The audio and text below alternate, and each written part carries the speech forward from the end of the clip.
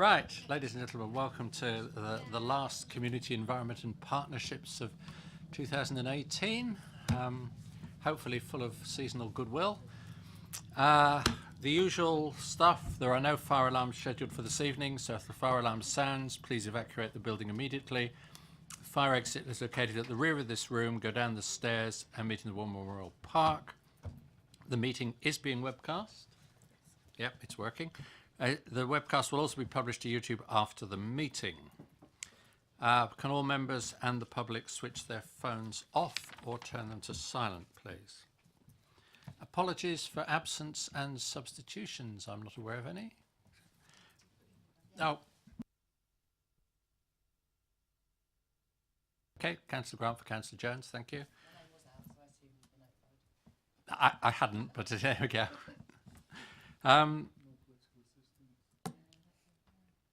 Any declarations of interest? No. There are no urgent matters. Minutes of two meetings, those held on the 31st of October and the 14th of November. Councillor Kim Taylor.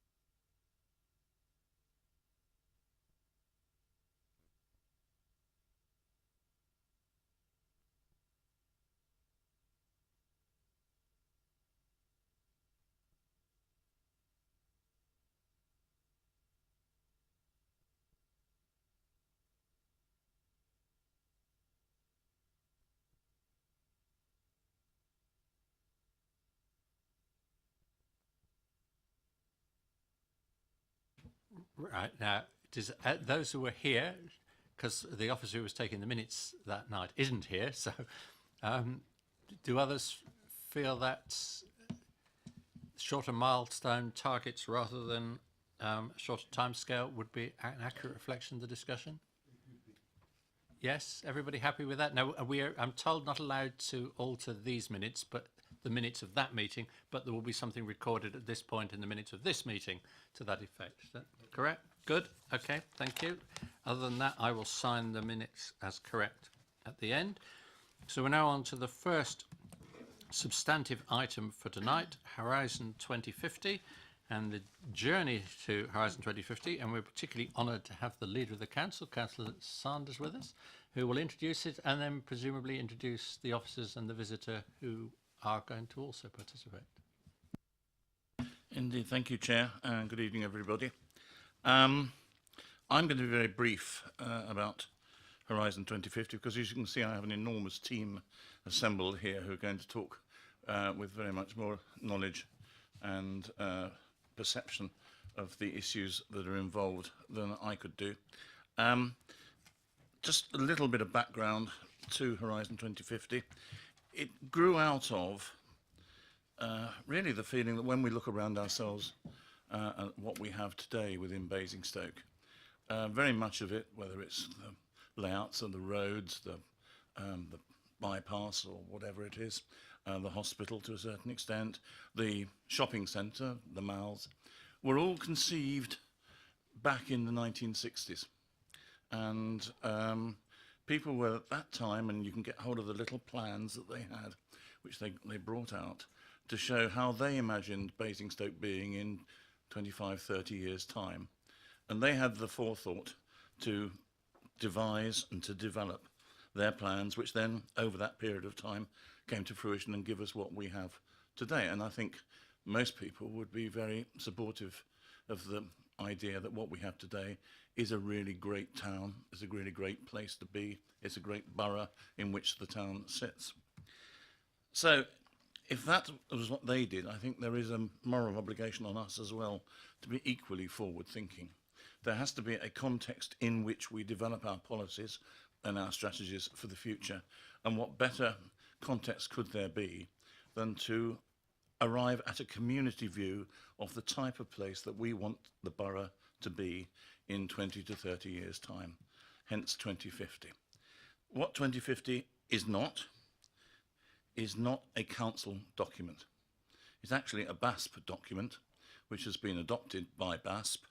And by that, I mean, it is a document which has been produced by the people, for the people. It is a collection of views of what our residents and the people who work in businesses within the borough think about what they see, would like to see, will need in the future to continue to prosper.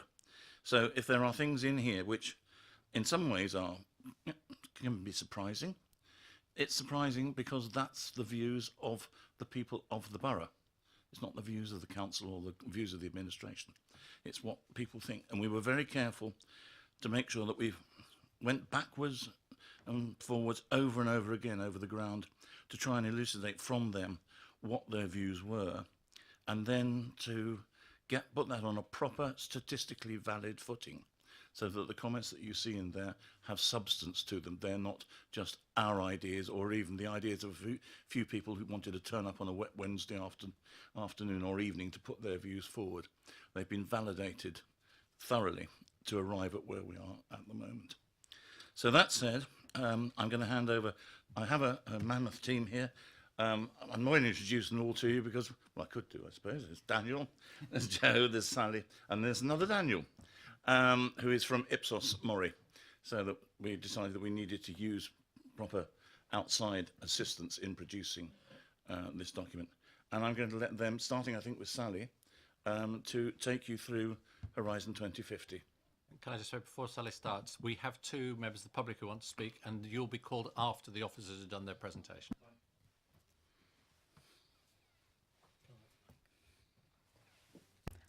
Okay, so we're going to give you a summary of the research and engagement activities and the key findings and the vision summaries that we've come up with. But to start with, we just wanted to show you a video that was created at the start of the project to give you the background to what Horizon 2050 is all about. Ever wondered what makes a place truly special? We love Basingstoke-on-Deane because it has the best of both worlds. A thriving modern town with top-class facilities surrounded by beautiful English countryside. It's ideally located in the heart of southeast England, and with plenty of space to live, grow and flourish, it's no wonder that our residents and so many businesses love calling Basingstoke-on-Deane home. But this isn't just down to luck. It's the hard work, imagination and foresight shown in previous years that has made Basingstoke-on-Deane such a great place to live today. We had to make big decisions, take bold steps and plan carefully for the future of our borough. These decisions have allowed our towns and villages to thrive. These steps have helped us to preserve our history and heritage, and our thoughtful planning has enriched the lives of our residents. But our work isn't done yet. We want to make Basingstoke-on-Deane even better for everyone, for those already anchored here and for those looking for a new place to settle, work and grow. It's time to take those big decisions again. It's time to think about our future and plan our next bold leap. Horizon 2050 is the banner under which we can plan and move forward together. It's a unified vision, a blueprint to help us secure investment, expand and develop. And we've already got people talking about it. We've started conversations with residents and with a wide range of partners to look at things such as crucial local services, the impact of technology, transport, well-being, health and the environment. Making a borough feel like home doesn't come easy, but we've worked together to achieve this before, and we'll do it again. Horizon 2050, a rich past, a bold vision, a bright future. For more information, visit basingstoke.gov.uk/Horizon 2050.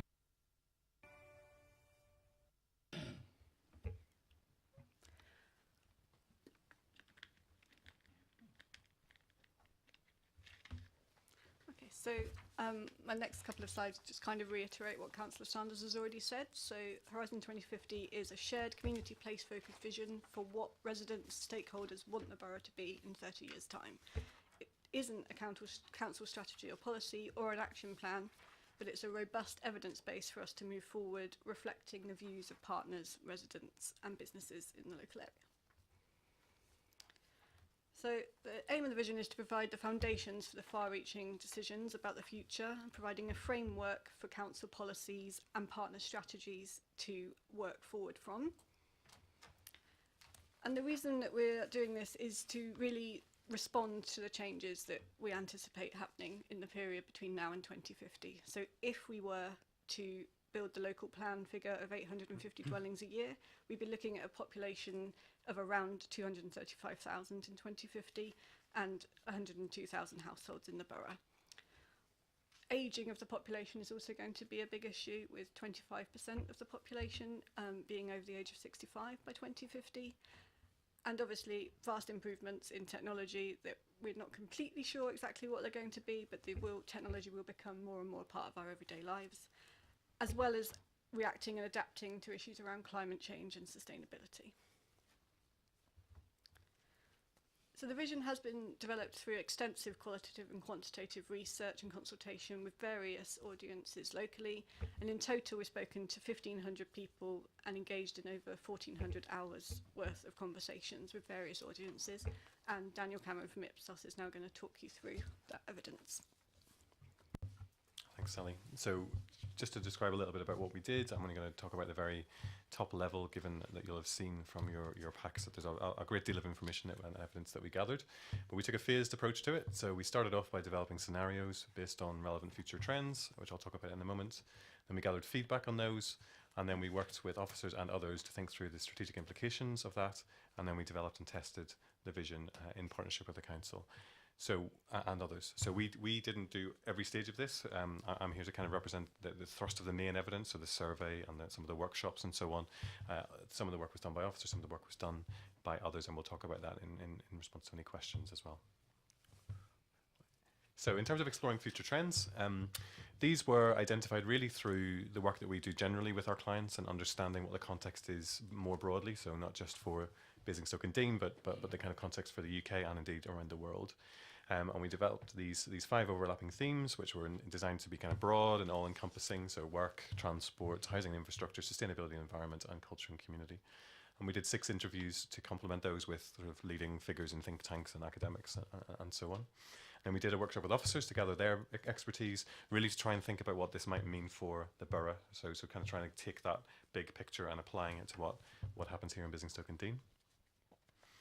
Then we worked to develop a number of scenarios and use those scenarios to really just test what it was that residents in rural and urban areas of the borough thought about the future. And the reason for doing this is because if you ask people what they want a place to look like in 2050, they will struggle to tell you, because it's not a natural thing that people talk about down the pub. And so you'll see the detail about what those scenarios look like. And it wasn't designed to be something that people would choose between. It was more designed to try and get them to think through what their priorities actually are. And they focused on various different sort of ways that the borough might look in future, and reveal these main priorities in that first round of workshops, which we then built on in subsequent stages. Then we worked with an advisory group that we pulled together, a workshop with officers and the land and property group, to kind of think through what does residents tell us mean for, not just for the council services, but more broadly for public services and other infrastructure and so on in the local area. So residents, the economy, public service provision, community services, and also for governance as well. And then the next round really was to actually begin to test some ideas for vision statements and so on with another round of workshops, this time with young people and residents. We did an event with BASP, others led an event with the RSA. There was a workshop on the environment and a staff workshop, all of which was designed to refine those vision statements and the things that were beginning to emerge further. And then finally, we did some engagement over this summer. That was again workshops, the low carbon environment workshops, another workshop which we facilitated with businesses. Then there was an open public consultation, which you'll be aware of, and also a representative survey with 1,100 residents to gather their views on different aspects of the vision that had already been grounded in the evidence that we've gathered so far. Great, hand back to Sally. So the vision that we're presenting to you today has 8 themes within it. And some of these themes have been present since we started the project, and others have evolved and developed as we've gone on. So for example, at an earlier stage, environment and sustainability were together under one theme, but it was felt that the strength and support for environment within the vision was so strong that it was strong enough to stand on its own, and that there were also tensions between managing those aspects and trade-offs between them. Also, in the consultation version of the vision, there were only 7 themes. We had a theme called Healthy and Resilient Communities with Influence, and feedback from the business workshop and in the consultation itself told us that we weren't quite covering the things that people were expecting to see in there. So there were comments about having more about health and social care and GP access, inclusion, equality and diversity, and pulling out more of the culture and heritage of the borough. In the telephone survey as well, there are also comments about wanting the borough to be known as a place to live that is welcoming, friendly and inclusive. So therefore, in finalising the vision to bring before you today, we've now created 8 themes, with the Healthy and Resilient Communities and Influence theme being changed into a borough with heritage and distinction, covering off the culture, the heritage and the history and the uniqueness of place, and healthy, safe and inclusive communities, covering health services and feeling healthy and well-being, as well as feelings of safety, and it's a welcoming and inclusive place for all types of residents. Ultimately, there are many crossovers and conflicts with all of these themes, but we think now we've got to a point where we're really representing everything that we've been told in the best way possible. And so Daniel Garnier is now going to talk you through those themes. So it's kind of just a quick overview of the main kind of points through the vision. There's no kind of priority order in the theme, so we sort of go through them as we go along. So the first one is home and housing. And basically the vision for 2050 is that our communities will live in quality and sustainable homes. Our residents told us it was really important to have a good mix of quality and affordable housing type and tenures in the borough, preferably on brownfield sites, but if need be, we can also build on greenfield sites. It's very important that the housing basically meets all the different needs of households, so both young families, aging population, and to be built to very high sustainable standards. And importantly as well, planning is very important. Make sure that when we plan housing development, we need to think about the infrastructure and really kind of that should come first. Kind of broadband, the schools, the facilities, and the roads. Around healthy, safe and inclusive communities, basically our residents told us that they want to live happily in Basingstoke and together, and also benefit from a range of outstanding health, leisure, sport and community facilities. They want healthcare to be strengthened and kind of to have access to social care services and health services both locally, but also have kind of a main hub like kind of a major hospital facility.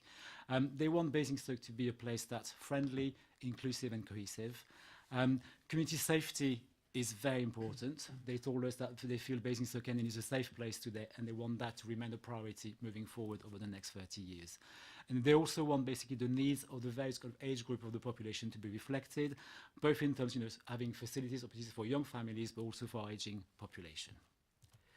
In terms of the environment, they want the borough to remain green, and basically our natural diversity that we have and enjoy today to be nurtured and respected. It was very clear that nature is very important to our residents, and they want it to be protected, preserved and accessible as we move forward in the future. The countryside should be complemented by quality parks and open spaces in the developed areas. So a combination of both natural environment in the countryside, but also in the built-up areas. And also it's very important for them that people enjoy and understand the value and the importance of nature, and use that basically as an opportunity for communities to learn and be involved in the respect and protection of nature. A key one, which I think probably surprised us a little bit through the process, is that kind of sustainability element. It came through very, very strongly that across all our residents and partners we spoke to, that they want the borough to be a sustainable and resource-efficient borough in the future. They want us to have targets for air quality and for the sort of buildings we're going to build. They want them to be exemplary in terms of building standards, but also they want to look at renewable energy, and for our borough to try to be self-sufficient and to produce our own energy and also reuse all our waste. Transport, again, a very important theme. They want the transport infrastructure to be, as good as it is today. They want, very much to be able to still travel by car, but also want this to be complemented by a range of travel options. This includes, kind of public transport and kind of rapid public transport through across the borough. Also important, the walking and cycling routes. We know that I think at the moment, we can do better, and it was very important to our residents that as we move forward, we need to strengthen our infrastructure for cycling and walking, so that it's an alternative to the car, but also provides more opportunities to live well and be healthy. And also kind of embracing that technology element. We need to look as technology evolves. Do we need to kind of bring more electric cars? Looking at sort of hybrid cars, but also as we move forward, the autonomous vehicles as a way of getting people around and about the borough. Education, our residents told us that they basically want to be able to learn in Basingstoke. That kind of our secondary school should be the first choice for our local young people. And I think we need to work about kind of the attainment and achievement piece and the well-being. They also want the provision we have to be adaptable and to kind of run through kind of young age to all the way to adulthood. And I think the higher education provision is very important. They want our residents to be able that when they leave college to also stay in Basingstoke and have access to the higher education, and then making closer links between education and employers. Economy and entrepreneurship, they want the borough to be a place where they can learn, work and build a career. They recognize that some people will still want to commute, but they want basically our local economy to provide jobs for people to live and work locally. And also that sort of kind of range of jobs and sectors. They want our business areas to be well planned, the ones we have to be improved, but also the future ones to be well planned. And also they want to build on that reputation the borough is kind of is having about that kind of high-tech industry. And finally, heritage and extension came through quite strongly as well. They recognize the borough has got the best of both worlds. We've got a modern town in the town of Basingstoke, but also beautiful countryside. They feel that we need to preserve that history, to celebrate that history in our culture, and also promote that promotion of our heritage, and really kind of make more of it nationally. They want where possible and relevant, any new development and regeneration areas to be carefully and respectfully integrated with the history of our place. They want the rural areas to remain rural areas and to have their own identity and separateness, as the town grows. And they also want investment in the town centre. They all felt that the town centre should remain the main hub of the town and the borough, and they want to make sure that that remains vibrant as we move forward. So a very quick snapshot of the vision. Obviously, you've got the full vision text in your pack. In terms of where we are in the process, so obviously we went to BASP early December, and the vision was fully endorsed by the partners there. Obviously, we're here tonight.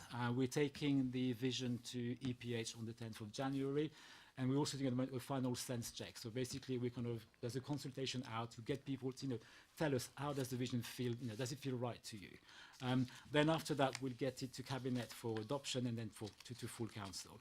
And eventually, the last step will be adoption by BASP in March 2019. So what we're doing next, basically, is very important that once the vision is adopted, we make sure that it's embedded in everything we do. And for me, as an officer, for example, for me, it's a very important piece of work, because it will help me kind of guide any future plans, any future policy or action plans that I will develop in the future. As an example, we're kind of going through the economic growth strategy at the moment, and the vision has really helped me kind of focus on the important areas that we need to look at as we go forward. And that's kind of the presentation finished. Okay. So, Chair, there we are, a whistle-stop tour, I think. A summary of hundreds of pages of data which supports it. But we did feel it was important that this was a very thoroughly evidence-based piece of work if it was to have credibility for looking at a longer-term future. There are, in some ways, not many surprises within it, but then that would have been a surprise if there had been surprises, because it would have indicated that there was something fundamentally wrong with the borough that we hadn't picked up. And when you've got 94% of your residents actually thinking it's a great place to live, you start from a position where you're building on something which the majority of people are already happy with. You're looking at how you can fine-tune and develop that. But there will, I think, have to be fairly radical approaches. New ideas will have to come forward as part of the implementation plans. Just doing, it's the old adage, if you carry on doing what you've always done, you'll always get what you always got. If you want to get something different, you've got to do something different. And that, to meet some of these challenges here, will be some of the real hard work that will have to be done in committee. There are within this a number of contradictions, or at least tensions, between different views in one place and another. You would expect that to be the case from this piece of work, because people aren't necessarily comparing ideas put forward in one place with another. And that again will be part of the task of all those who work on in the future to try and bring this document to life. As I say, it's not a council document. It will not be the council who will be responsible for implementing large parts of this document. But we do need to make sure that we move forward as a coherent community together, and make sure that all the people, all the partners who are involved are working alongside one another and in coordination with one another as we go forward. But at least what this gives us is a background, a framework, an umbrella, whatever term you want to use, for what we're aiming for in the longer term. And actually, I think when you look at it as a summary of what that sort of place will be, I don't think I should actually get to 2050 to know whether or not it was worked out or okay or not. But it would be a great place to live if we could achieve everything that was within this document. Thank you, everyone. Now, if I could invite Paul Beavers and Mick Hook to come forward. I think you might as well both come forward at the same time, please.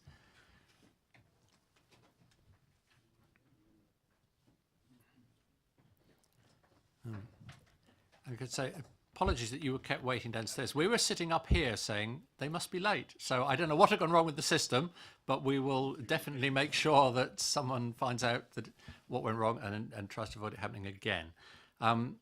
You both technically have 2 minutes, and I will set the timer, but it is Christmas, so I probably won't cut you off at exactly the 2 minutes. But so it's Mick going first, is it? Right, I'm Mick Hook. I'm Chair of Natural Basingstoke. That's a group which I'm sure councillors know, works on about 20 areas of council land, over 100 active volunteers, and we put quite a few man and woman years of effort in each year with that. We very much welcome the vision that we see, and we think it's very good that it's broadly supported by so many people, the opportunity. What I want to do, Paul will follow, is just express some concerns we have about how that vision will be realised by what we see as the current state. It is nature and environment that you can't do nothing and leave it alone. There are processes of time and succession that take place. Amongst my colleagues, we've got a lot of professional experience about what's going on. It is a green and attractive borough, but there are issues, and there are issues on council managed land which are very real and concerning, I believe, staff, but certainly volunteers. There is a lot of pressure as populations have grown, multi-use of land. Council has land which it is not managing well. It is not a champion for good management for conservation to other landowners. And that is something that is not a sense of pride in our town. Some areas are excellent, but not other areas. And that's partly resource allocation. And I want to just flag it that that is an issue that I don't think can wait for other times. There are too few staff with the experience to lead this, I think, at the moment. The staff is small compared to comparable boroughs, and there is definitely too little kit for the staff who are there to work effectively at the moment. Tasks which need to be done are not being done. Land which you hold and have had for many years has no effective management plan on it. And that is not a good situation. I've seen it working with wildlife trusts, and it has to be put right. Now, Paul has produced, I think, a good summary paper of what could be done, and some of the areas of concern. I commend it to your attention for the not too distant future, so that by 2050 we can have a borough which I think has really made a sustainable green future for everybody in the areas which the council manages, as well as those which other organisations manage. Paul. Okay, thank you. Right, Paul, you will carry on, and then if people, yeah. Thank you. lead the Hatch-Warren Nature Group and also part of Natural Basingstoke. We welcome Horizon 2050, which overall synthesises and reflects very well the discussions that took place, and we congratulate officers who work with us for their professional approach. There are inevitably aspects of the section on environment that we feel, though, require modification. Environment documents generally present to councillors and residents a picture of our borough that too often disguises rather than informs. We refer you to the first two paragraphs treated as an introductory preamble to the borough. A reference to publicly accessible, beautiful, open countryside is subjective in environmental terms, challengeable and provides no useful information. A reference to the NWAONB is subjective too, as it is also mostly intensively farmed. A notable absence from the vision is recognition for the need to restore habitats and biodiversity on land already owned by the council, for children and adults to learn about and enjoy, as well as for nature. Is this omission intentional? The vision describes the need to minimise the impact of new development through mitigation. Mitigation is not enough. The revised NPPF confirms there have to be net gains in biodiversity. Given the extent to which the natural environment has measurably been depleted, the vision should reflect the requirement to deliver net gains. Finally, reference is made to the need to identify deficits in habitats and species. While we know that more information will be needed, we already have good data on species deficits and habitats, hence over 800 species that can be helped now. Thank you. Thank you, Paul. Mick mentioned that you'd produced a paper. Has it been sent to somebody within the council so far?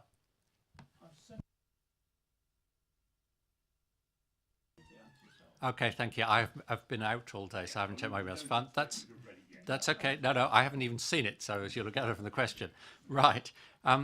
Paul, I've also notified that you wanted to talk about our work programme. Now, unless you want to sit for 2 hours and then talk about the work programme, do you want to and is it related to your paper, I guess? Can you put the microphone back on? What I'd like to say is a summary of that. Okay. The paper I sent out is 2 pages. This is a summary of the main points, which reiterate some of the things that Mick has said. Okay, because we could then potentially Yes, pick it up, I add appreciate it to the that. work programme, if that's what the request is going to be. Do you want to say it now rather than having to say it at the end? If you... There is more in the 2-page paper I sent out, which I can give you a copy of, but the essence of it is here. Yeah, sorry. Whilst it is recognised that the council supports conservation volunteers and has conducted important and recent reviews of green infrastructure strategy and landscape biodiversity and trees SPD, for some time now volunteers have felt that operational support has diminished and view the prospects for improvement as depressing and remote. It is not clear if this is accidental or related to a policy decision. We make no judgment, we invite the committee to investigate. The main operational challenges that conservation groups experience can be summarised as follows. 1. Reliability of scheduling and service delivery in accordance with needs. 2. Limitations and reliability of equipment. Staff resources, availability, capacity, skills and flexibility to meet current and expanding needs. 3. Equipment versatility and flexibility, for example to operate on smaller sites and taking into consideration storage, transportation, training and operation by volunteers. 4. Consequential lack of expansion in the management of grassland habitat and hedgerows, consistent with delivering the biodiversity aims of the NERC Act and the council plan and reconnecting people with environmental issues.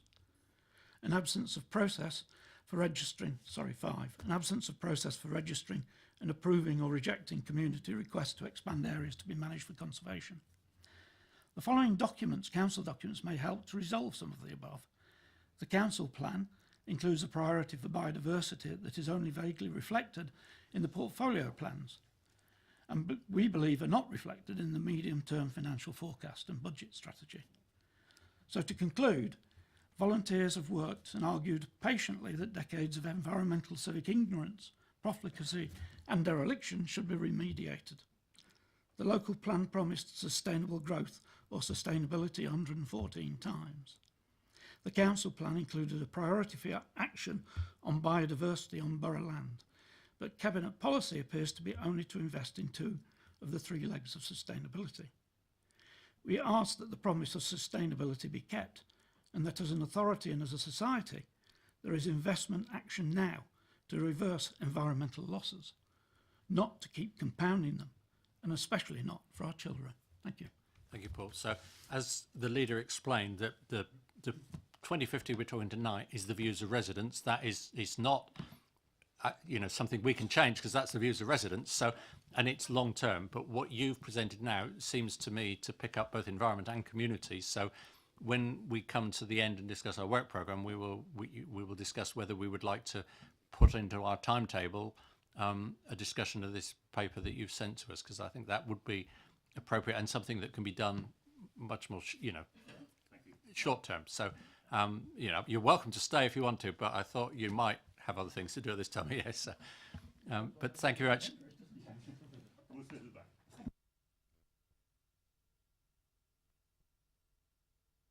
Right, now, committee, we are tasked on the top of page 14 it's recommended that the contents of the report are noted and any views expressed by the committee on the outcome of the research and the conclusions to be drawn are reported to the leader for the council so that these could be taken into account in finalising the Horizon 2050 vision. So, Councillor. No, well, right. So why I'd like to handle this, so we have a reasonably structured evening, is to deal with any general points on the methodology, and then we will go through the individual vision statements one by one. So every statement one by one. So this is and we won't do that as questions and debate. We will just do that. You can mix your questions and debate up when we get to that. But at this point, if there are any questions on the methodology and the overall thing without getting into individual bits of the vision. Councillor Hussey. Based on the fact that there's 1,500 people that's been interviewed or views sought, some of those were businesses. Was any weighting given to individual residents' comments as opposed to business comments? So are the views weighted in any way to try and get an overall consensus for the final report? So I think the first thing to say is probably that there's a lot of consistency across what we heard from different audiences. So the individual survey was weighted, so that was weighted to reflect the population of the borough. It's a much more qualitative exercise than that, so it's not in terms of the overall picture. So it's not a kind of, we take 20% what business think and we take 80% what residents think. It was all in the mix, and so this is intended to reflect all of that. And I think so some of the tensions probably reflect some of the tensions that you see from the different audiences, as well as tensions in terms of what the public themselves think too. So for example, housing needing to be affordable and sustainable is something that we actually ask people about, because you can argue that that costs more and therefore there are some issues around that, and people say that they want both and therefore we're reflecting both. That doesn't mean that it's straightforward to deliver that, I guess. So you do see that, but in terms of the weighting, the survey is weighted to everyone, and the workshops that we did were recruited to reflect the population, so we're pretty confident that kind of final test, particularly in the survey, is robust and gives you a good read of what residents think. Any more on the general process? No? Okay, we'll move into the different bits. Now, we are Community Environment and Partnerships. You know that this is also going to environment, planning and housing. So I would very much like to avoid devoting time to the things that they should be discussing. I know I won't be able to stop you mentioning it, but I will actively discourage that. So, but I will, go through each one and give you a chance to misbehave. But I don't think we're not trying to draw a consensus thing. That we've been asked to provide comments for the leader, and if comments come from only 1 or 2 people, then the leader can take them away and evaluate them. And as ever, the minutes won't be able to capture every comment, but I'm sure Ellie will do her best to capture ones that do seem to have general support. So, homes and housing is really EPH. So, but if anyone is absolutely bursting to say something on that, you can. Otherwise, we can be. Sorry, Councillor McCormick. Yes. Just a question, I guess, on that. On page 24, section 9, and page 25, section 9.8,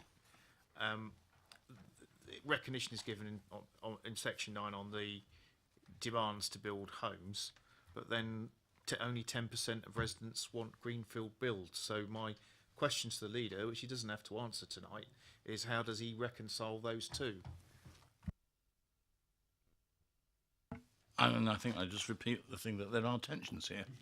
Clearly is a difficulty. If you need to have more housing, it has to go somewhere, and there isn't enough brownfield land for it to go there. So there's a logic to the point that comes out there. But undoubtedly, there will always be this conflict if you're a growing area, and we've seen the forecast that was there, I think, which took us to 235,000 by 2050, but that was based upon 850 houses a year. If you add on another 100 and well, I think we're going to finish up near enough 1,000 a year target over that period, then you're probably adding another 20,000 people on to that figure, so you're getting up towards the 250,000 mark. And a large part of that is from organic growth rather than from people coming in here, just people living longer and the birth rate being maintained. So it is a major issue, which I think every borough in the country is going to have to wrestle with. Okay, we'll move on to starting on page 26, healthy, safe and inclusive communities, which is definitely ours. And as I say, you don't have to split questions and comments, you can do both. Councillor Rattigan. Thank you, Chair. A lot of why our residents feel safe is about policing and that. There is no notes on here what our residents are looking for in terms of the policing, community safety, that bit of their world. Can you make any comment on what they were angling at when they spoke to you?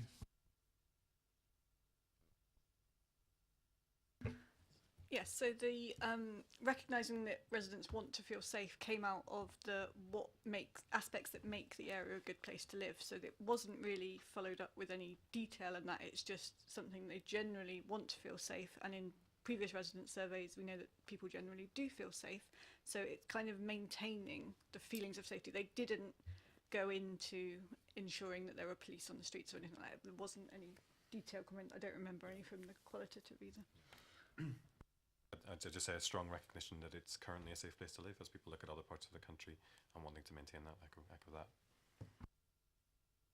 that. Then can I ask, if when you do further study, you ask why they feel safe, what is it in our environment, what is it in our borough that makes them feel that they are either part of a community, and that binding together of the community makes them feel safe, or is the fact that we actually have police, we have a police station, we have mobile patrols out in the rural wards and things like that. I'd like to know that a little bit further. I think you need to explore that. I need to know why my residents feel the way that they do. On this section about the hospital facility, obviously it's really important that we have a major hospital within the borough here in Basingstoke. They say they wish to continue a major hospital facility. Did they give you any views on what it should be expanded into? Yeah, like Southampton has eye care and things like that. And did they talk about a future vision for the health service and for the hospital being what it is, expanded or contracted to be specialist or whatever? Did they give you any views on that?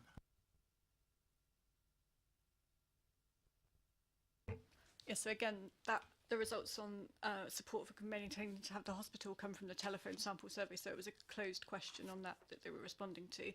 In the consultation feedback, there were general comments around having access to healthcare and maintaining access to GPs and that kind of issue, rather than any details of what a future hospital facility might look like.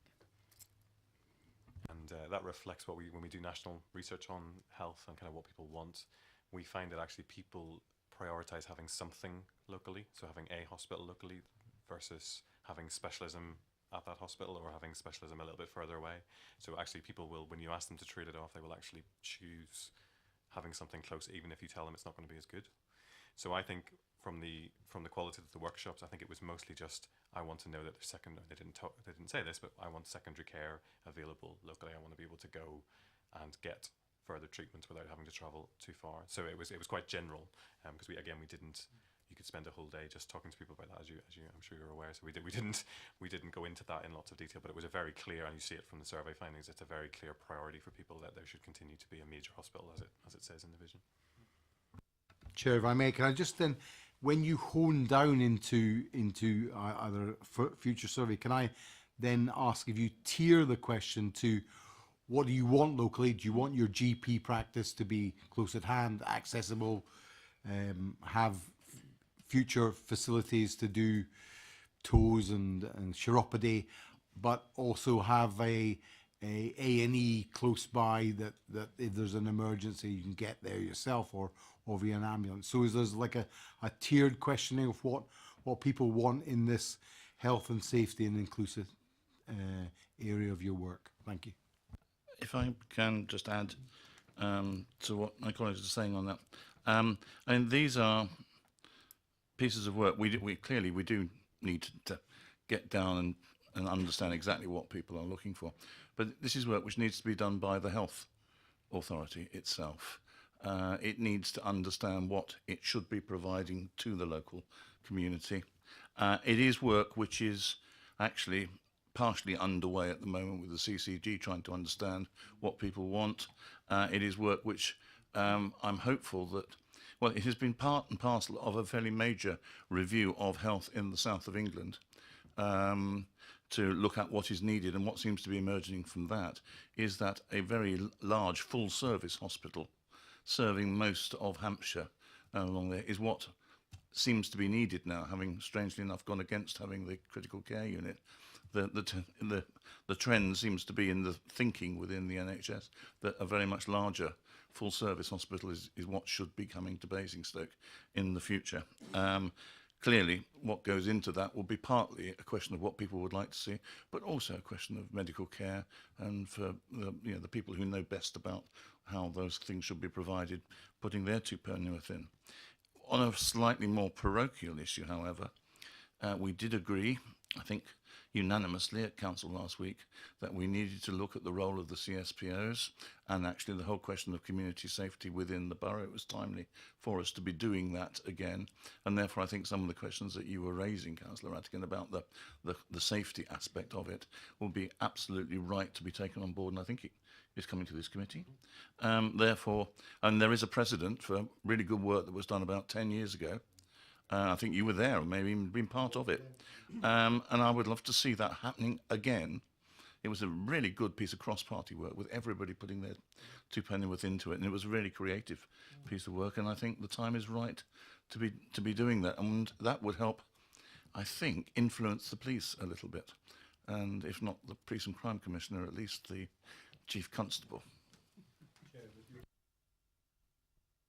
Thank you, Councillor Sanders. I appreciate your thoughts of the council last week, but I just want to say about health service provision, as we are going to be building a lot of houses, it is important that we integrate GP practices within that and see it as a stepping stone. So when we ask residents what sort of housing they want, what sort of amenities do you want around that would be better questioning of them in the bit you did about housing and communities. So I just want to make sure that we're doing it holistically rather than segmented pieces.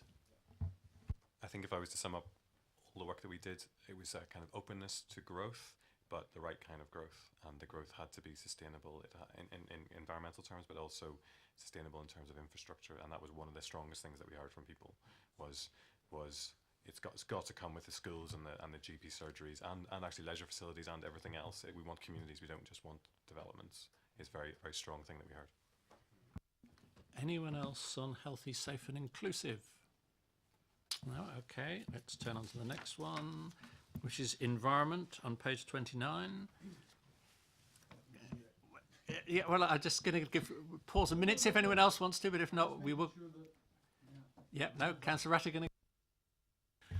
I'm sorry, water is really important to me, as I think you know, because we've got chalk streams close in my ward, the Emborn things. I just want to pick up the work that you asked in the survey about. Do people actually know what their countryside contains? Are they really? I mean, they might know what's around their little neck of the woods, the triple SIs or whatever that are close to them, but do they really know what the borough contains? I wonder if did you feel there was a shortfall in knowledge about the borough as a whole? So proving an absence is always hard, but I think it's fair to say that people were talking in quite general terms, and they were usually referring to green spaces that they frequented rather than thinking about a long list of. So I think there was this general sense that the borough is a place that has the best of both, as the vision talks about, in terms of having the town and everything that goes with that, and then having lots of green space. So I don't think that we didn't ask people in detail about that, but I wouldn't have thought that they do know all of that. That would be a kind of fairly safe bet, I would think. Yes, Councillor Richards. Thank you, Chairman. Just to come back on that point, in your survey, did you make any distinction between those living in urban areas and those living in rural areas? And was there a difference in their replies? Yeah, so we did, and we captured that because we captured people's postcodes, so all of the questions are available, and actually the report breaks it down on a lot of the measures by that kind of rural-urban split. I mean, there's a lot of similarity, and Sally will step in here if there's anything in particular. There were a few differences around things like the role of the town centre and particularly some of the development stuff, but it was small, so the overall picture was pretty consistent. And I think you could argue from my point of view as someone who does surveys that a lot of the difference is probably driven by who lives in those areas rather than by views that are unique to those areas, if that makes sense, that you've got slightly older people potentially living more in the rural areas, and I think it's probably at least partly driven by the demographics of who lives there rather than a fundamental difference in views, if that makes sense. I think as part of the process, it was really important for us also to include specialist group. So I think, talking to like National Basingstoke and so forth to get that more, so that we say specific, specialised and expert views on those matters. So we got views of residents, but also kind of specialist groups. Thank you. Yes, looking at this and these visions, they're very, very laudable in terms of moving ahead. Did you find actually interviewing people understood some of the real challenges in maintaining these environments, such as climate change? That's going to change populations no matter what we do, really, if we continue going along these lines. Increased flooding in the winter, that's going to change environments.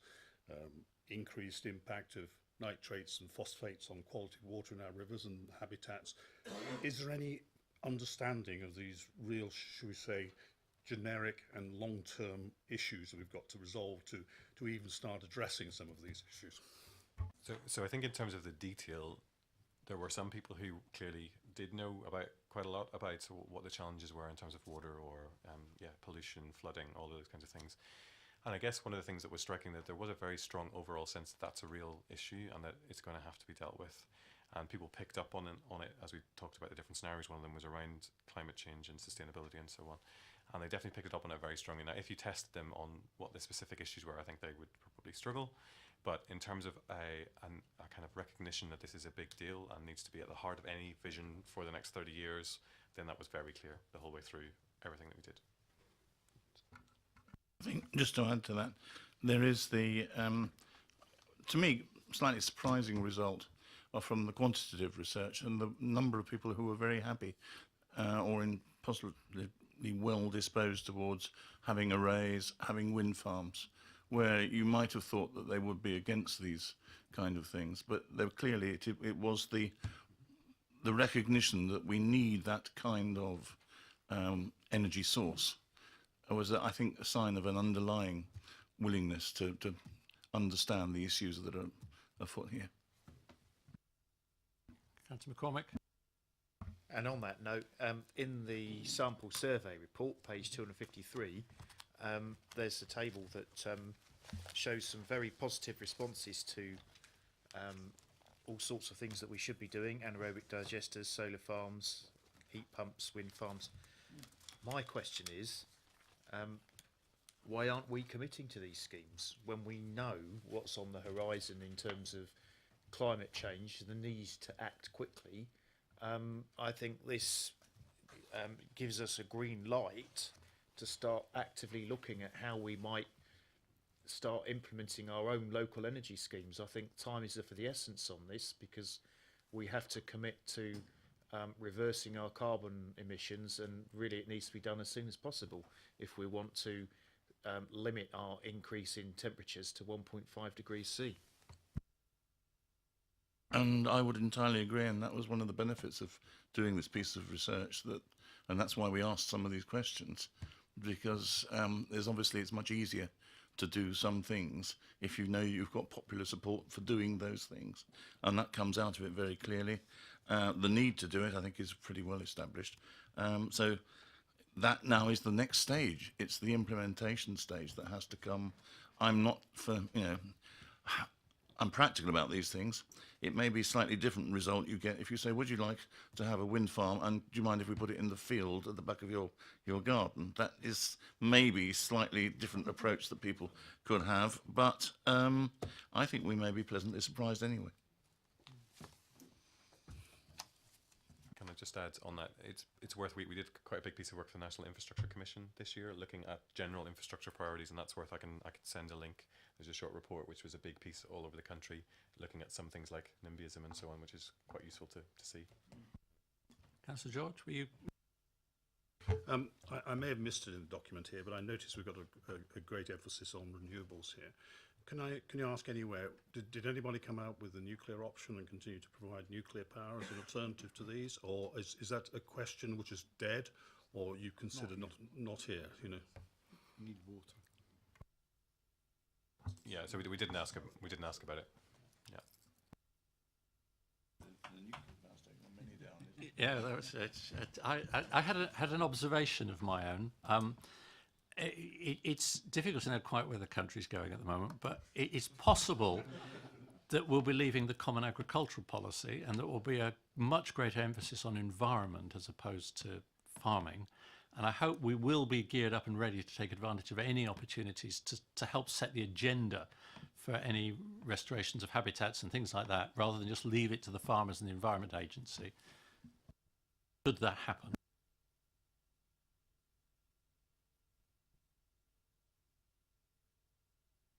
Okay, ready to move on? Right, sustainability, that's on page 31. Councillor Rattigan. Having joyfully read the report, it's better get some questions out, haven't I? Sustainability, I have some issues about water again. There seems to be a want to be self-sufficient in the survey that you've done.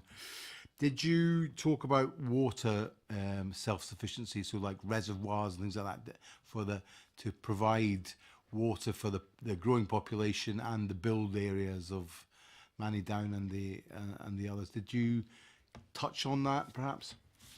I think in the survey we didn't particularly look at it. I do remember some comments in the workshop that was held in this room nearly 18 months ago, so I would need to go back to our notes and just sort of see what was said, but it certainly was flagged by a few residents as being an issue. Now, how much they knew about the detail, I don't know, but certainly there were a few comments about water as being one of the issues around sustainability that would be important, but I'd have to go back and check our notes to get the detail on that. We did ask about willingness to reduce use of things in the future, so and water was one of those, and there was some willingness that people would be willing to consider their use of things in the future. And then also in the consultation there were responses from organisations on the waterfront and the need to be mindful of our resources in the future, so there is some in there. Okay, question of my own then. 12.5, we've already mentioned solar farms, wind farms, anaerobic digesters, all of which tend to be large bits of infrastructure. Ground or air source heat pumps, generally I tend to see them when I'm watching grand designs, which this is on an individual dwelling basis. Are they also practical on a large scale basis? that's a challenging question for me as not someone who knows, but I do think you can do it on a community basis. Yes, I'm not sure about a large scale, but you can certainly do it on a more than individual household basis, from what I know. But I wouldn't profess expertise. Anyone else? Yes, Councillor McCormick. My question's on air quality, which is a topic that we'll be continuing to hear more about because Basingstoke has been in the High Court over it. There's not that much information on air quality within this report, but I think it's incumbent on us to very carefully consider air quality in Basingstoke and how we might encourage moving away from the use of fossil fuels, particularly in motor vehicles. Parts of the feedback on transport were that people would prefer to use their own cars, but I think there will need to be, and it can't be done at borough level, it will have to be done at government level, more aggressive targets to get people to switch away from using fossil fuels in cars. The current 2040, I'll be 71 by then. That's a very long time to have poor air quality. We do need to get some incentives on that, and I think moving forward we need to strengthen that within the vision.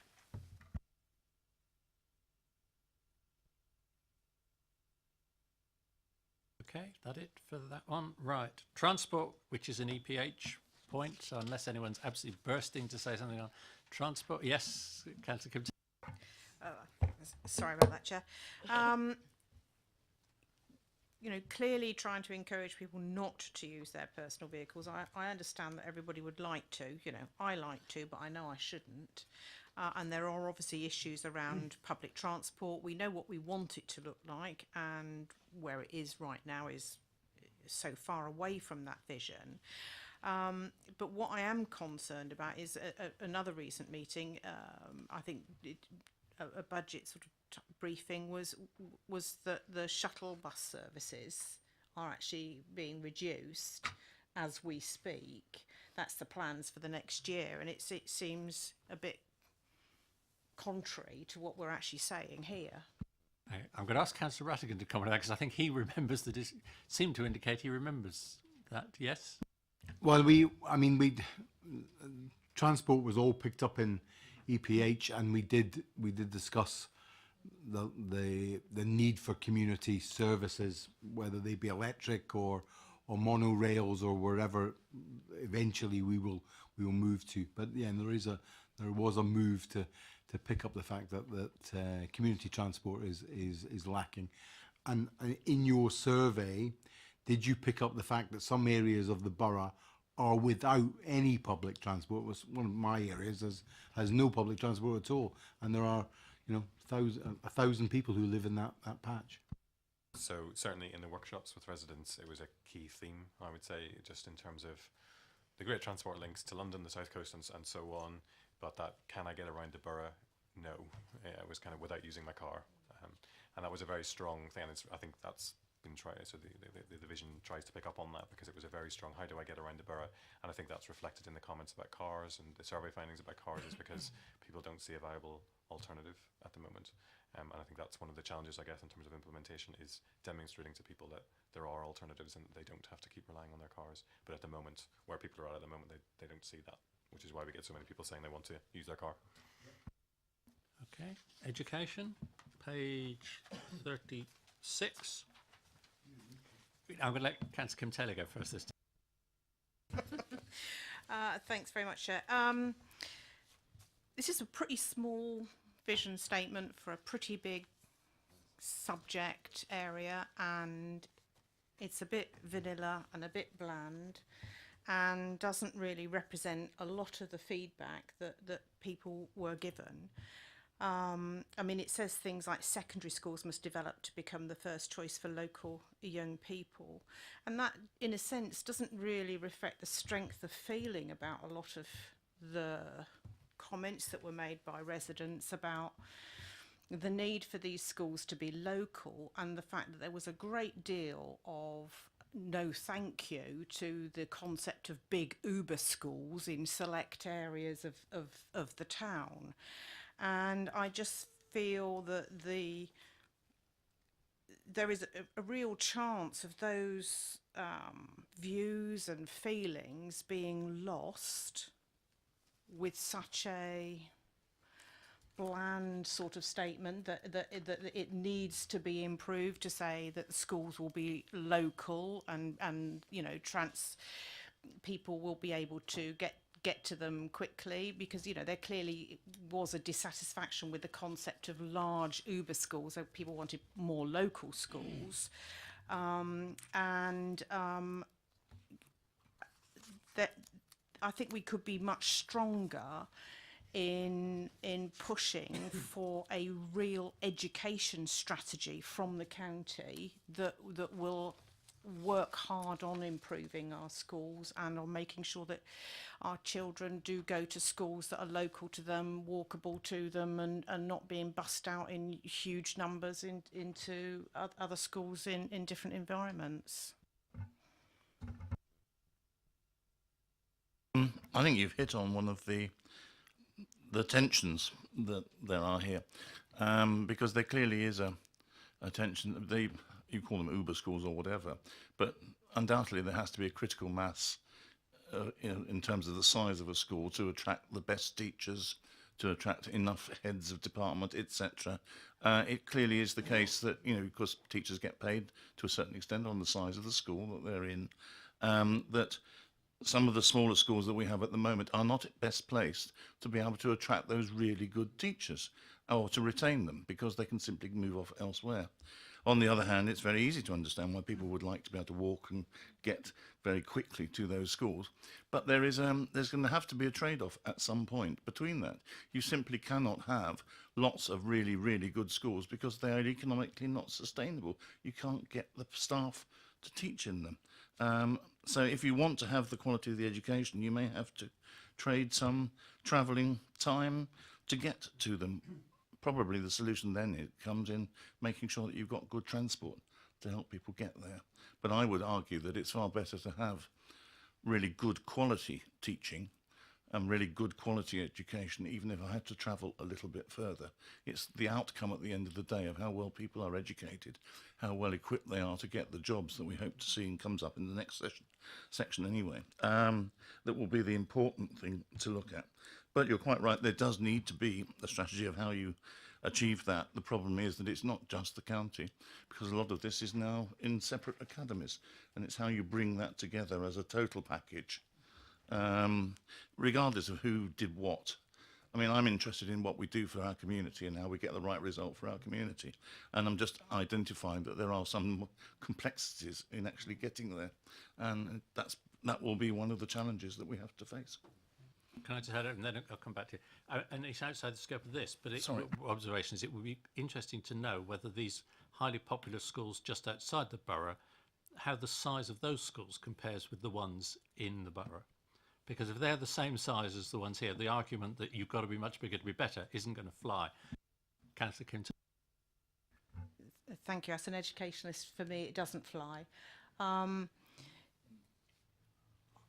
I understand about the difficult choices, but it seems to me that if these vision statements are to reflect what residents want, but by not stipulating about it being local schools, in the way that the residents' feedback tells us, it means to me that we've already made a judgment to discount that.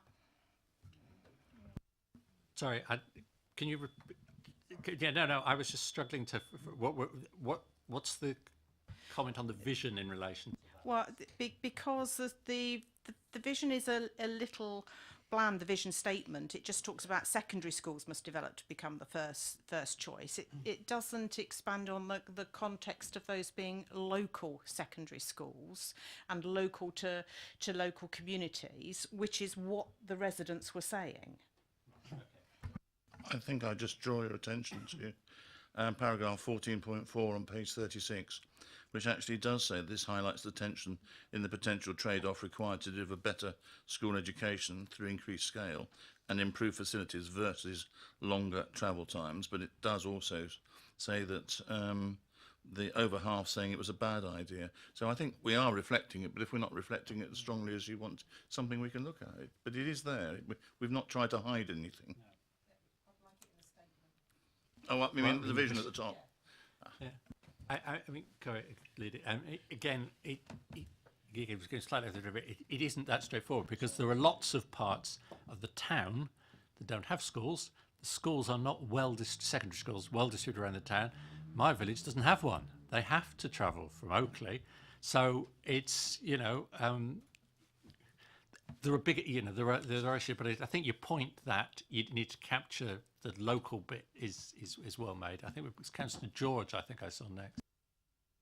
Thank you. Yes, one of the words I saw here was the word adaptable, which is a very interesting sort of word. I think for many of our children, the education they get is very, very good, but there's obviously a number that slip through the gaps and we currently don't realistically cater for. Can you explain to me what's behind that word adaptable and what people were thinking in those areas, please? So I think it was about linking it to kind of changing employment requirements and as new businesses and areas develop, so that it adapts as requirements change for what skills people need in the future. Asking you to look at this going forward, but as I say, I think there's a whole group of children nowadays who fundamentally don't fit into the system which we currently really don't cater for, frankly, and they come out of years of education with no qualifications and just not being catered for. And I'd like, if possible, to think about those, because those people go on to cause society problems in the future and really have difficulty contributing in terms of jobs and everything else. So in terms of adaptability, I was hoping there'd be something there in terms of our ability to take these individuals much more into account in terms of our education provision and not provide a very bland one-stop-fits-all sort of approach, really. Yeah, in the consultation there was feedback around having more kind of vocational skills and skills-based learning rather than academic learning, and linking that with employers, and again that links with the potential for higher education. So yeah, it was about embedding the skills that local children get into what is needed in the community, and that did cover spectrums of different types of levels and interests. One very brief point on the local issue that you were discussing. Local is obviously not a word that's defined anywhere. Everyone has a slightly different understanding. And I think one of the things that we do see, and we saw in the workshops, is that people obviously distinguish between primary school and secondary school and what they mean by, and it's an obvious point, but it's important to note that. So actually, if you were coming back to do this again, you might want to look at both and say, well, try and understanding what do people think of as local for secondary school versus what they think of local for primary school, because I think walking distance is what people mean for primary school. I'm not sure that that's what they mean for secondary school, so I think that would be something that maybe to note for further thinking.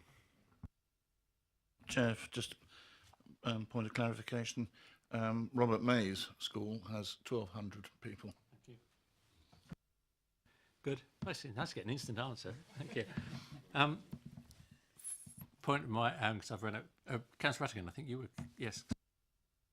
Thank you, Chair. I know I've spoken a lot, but the survey, there doesn't seem to be any questioning of a wish for a university here within the borough.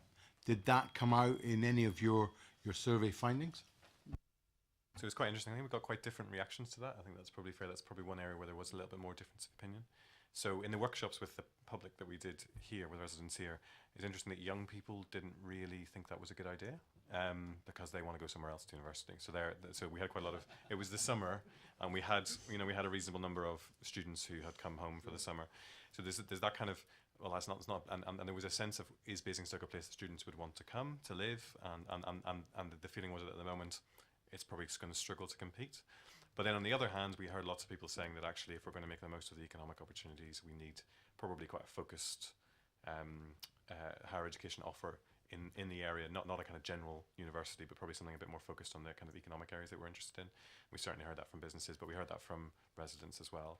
So I think there's a bit of a tension there in terms of what does that higher education offer look like?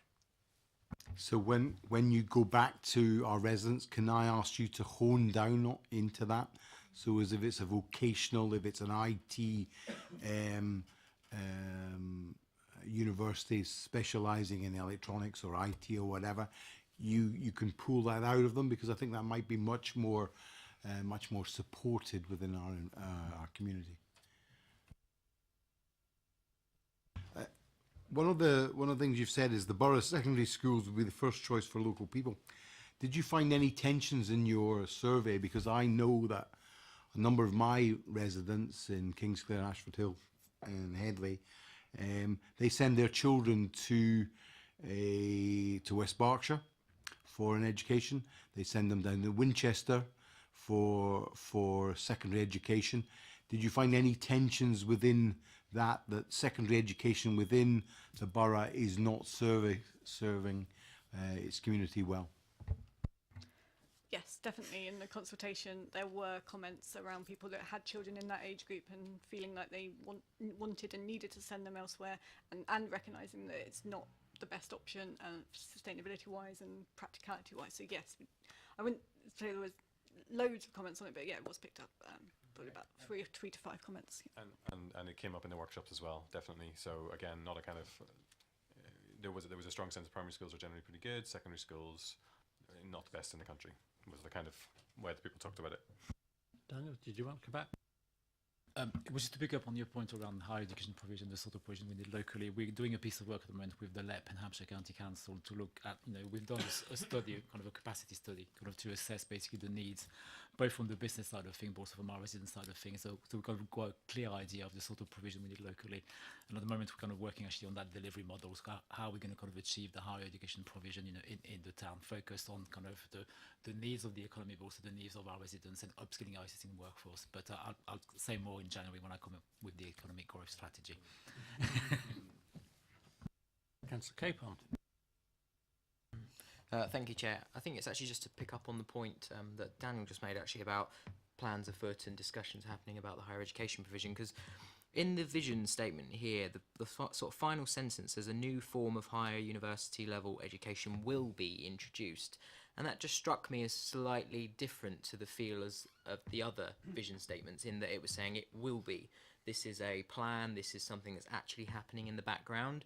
But then I couldn't actually see any information on that, and I think that just actually played to the point you just mentioned, which is, yes, there is stuff afoot, but actually if this is just views of residents and it's sort of wider than the action plan, it just felt as though that there'd already been a couple of steps forward on this bit, whereas that wasn't the flavour of the rest of the statements. I think that's just the bit that struck out at me, was that wording of it will be introduced rather than it's proposed or it be considered, etc. So that was just a point that I wanted to raise on that one. My own point, the end of paragraph 14.3, you say you didn't ask about whether schools should be aged 11 to 18, but you've still got people suggesting it. And you note that adding sixth form education to secondary division can improve standards, but I suspect it would reduce the attraction or the attraction of BCOT and QMC, which my perception is generally have a higher reputation than most of the secondary schools. So can you comment any further on that? I mean, is that something that was sufficiently frequent that you're going to pursue it, or is that just an observation? Yeah, Councillor McCormick wants to say something before you are. The local evidence suggests the contrary. Both QMC and BCOT are in the top 15% of institutions nationally. I think that's the point I said. I think that it would be difficult to do this without damaging them. Yes. I think it's more a reflection and a comment than something that we might be looking at. Okay. Anyone else on that? Okay, so we're on to, well, economy and entrepreneurship is EPH, unless anyone's desperate to talk about that. You can come back next week. So we're now on the borough with heritage and distinction, which, as was explained, wasn't there originally, but it's got there as a result of all this research. So,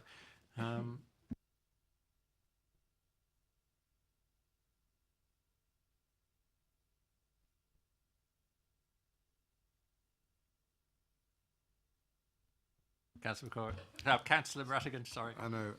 I mean, you've picked up, which I think is very valid, the importance of the rural areas retaining their town identity, like Kingsclere and places like that, Tadley having its own centre. Did you sense a sense of borough pride, or is that missing yet? So I think pride is a really interesting word in that context. So people really like living in Basingstoke. They think other people would like it too. But there was definitely, in all the residents' workshops that we did, there was this kind of sense of, we actually asked them, so what's different, unique, distinctive about Basingstoke? And we kind of got sort of friendly laughter in response, which I thought was really interesting. There's that sense of, this is actually a great place to live. There are loads of good things about it. We really like living here. But when I talk to people who don't live here, they don't have any idea what this place is like. It doesn't have that USP. It doesn't, why would someone move here unless it's just for work or whatever? And I think it's quite interesting to reflect on that in terms of the vision and some of the scenarios picked up on that. You know, is there a way of making it, you know, to be somewhere that's a bit more distinctive? So I think there's a lot of, you know, satisfaction, and people like living here, and there are people who are proud of it, of course. But I don't think pride is the one that I would put top. I think it's quite an interesting finding, because it's not sort of, they would say, you know, people would say, well, I don't really say I come from Basingstoke, I come from Hampshire, or I come from somewhere near Reading or whatever, you know, Boo, but whatever. I think that's kind of interesting, because people don't think others have a sense of what Basingstoke is like. Chair, if I could ask, do you think it would be better if we had a sense of identity that people could attach to? Have you found that in your own surveys of places like, I don't know, where else you've done, Windsor or Swindon or wherever you've done? Do people, if they can attach themselves to something, does the sense of pride and the sense of community escalate? So the first thing to say is that people said they wanted something like that. So when they discussed it, they sort of identified that, and they discussed, you know, various ideas, some of which is covered in the report. I think we do find that, yes, we do find that sense of civic pride in certain places. Particularly, it is, a lot of it is around history. So I think it's that kind of, how do you draw that history and heritage into the town centre and make that part of it, is just my personal reflection on having worked on this. Because I think a lot of the other places where people do feel that sense actually have the history more obviously, you know, in the places that they go day to day. So people love all the facilities in Basingstoke Town Centre, but actually, where's the history and heritage of the area reflected? Yeah, but that's just my observation rather than, yeah.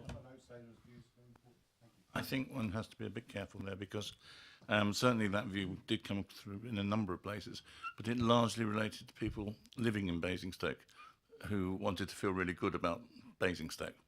I'm not sure you would get the same view being shared by people in Whitchurch wanting to feel good about Basingstoke, or people in Kingsclear even wanting to feel good about that. So the borough is a much more difficult concept to wrap around. It's very useful for us when we're trying to sell the benefits of locating a business or whatever, the fact that you've got these rural areas there, but it's still Basingstoke, which is the heartland of the borough, and always will be the heartland of the borough. And it's really quite important, I think, that Basingstoke has a good public image, if you like, which will reflect well inwardly as well on the people that live there.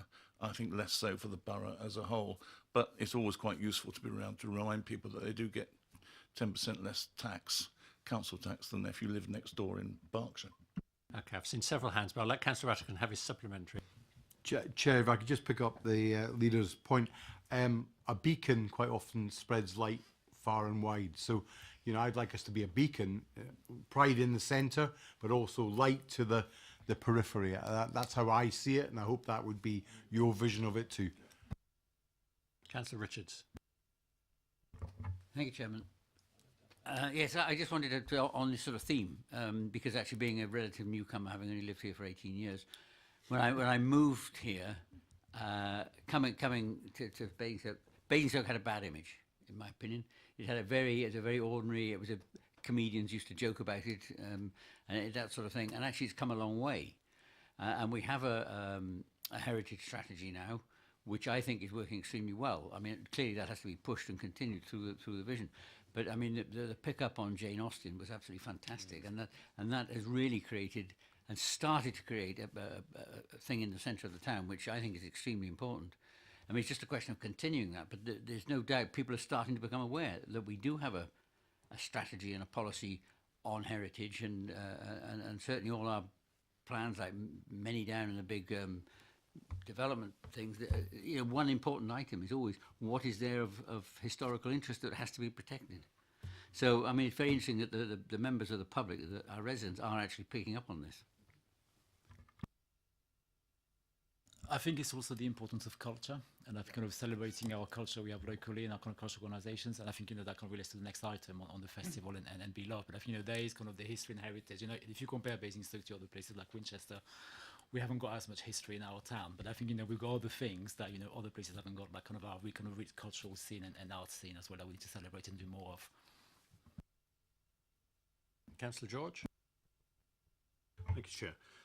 I'm just particularly interested in picking up on, I think, Clive's points and what have you, I think, and looking at culture and heritage and quite a number of areas. Can I ask, you know, you looked at all these, you tried to get a representative audience together to look at all these things, but do you find any distinct differences, or can you say that people living in the outlying regions, should we say, the rural areas, have different visions to that within the city centre and on this and any other issues? Because quite often, if you look at, I know places like, you know, Kingsclere, they've got neighbourhood plans and they've got their vision. Whitchurch, we've got our vision in terms of the town, and I'm just wondering how they differ from the rural villages to the town centre itself.